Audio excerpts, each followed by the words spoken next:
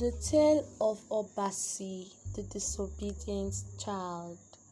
A long time ago, in a village called Umuaru, there lived a young boy named Obasi.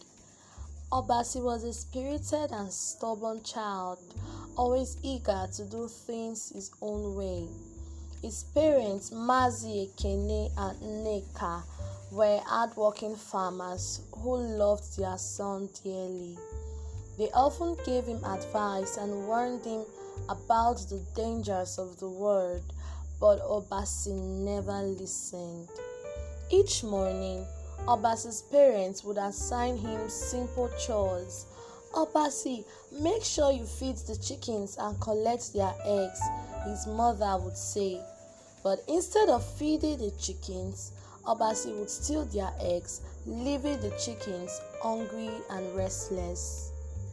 His father would remind him, "Obasi, close the goat pen before nightfall or the goats will wander into the forest and get lost." But Obasi was always distracted and he would leave the pen wide open, leaving the goats to stray.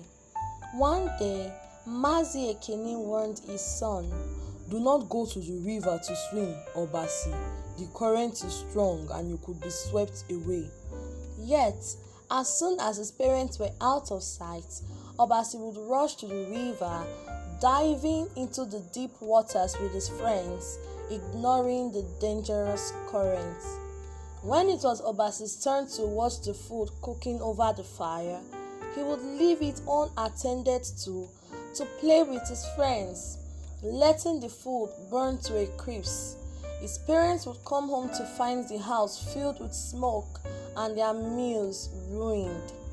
Obasi's disobedience knew no bounds. He refused to listen to the wisdom of his parents, believing he knew better. But the most serious of all his defiant actions was when he ventured into the forbidden masquerade grove. The villagers had long warned the children never to enter the grove where the spirits of the ancestors resided. "Stay away from the masquerade grove, Obasi," his mother had warned him countless times. "The spirits do not take kindly to intruders." But one day, full of reckless curiosity, Obasi decided to sneak into the grove. As soon as he stepped foot inside, the air grew cold and the trees seemed to close in around him.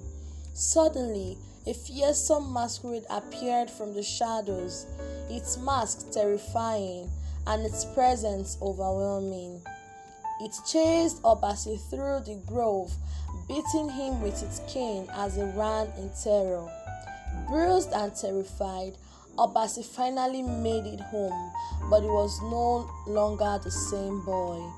The beating from the masquerade had left him shaken and humbled.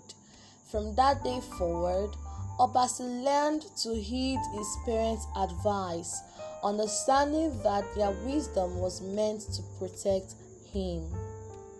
But the scars from his encounter with the masquerade never faded, a permanent reminder of the dangers of disobedience.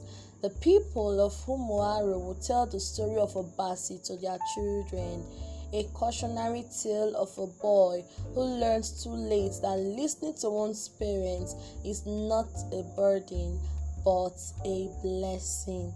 Thank you so much for listening to this story. Stay tuned for more intrigue.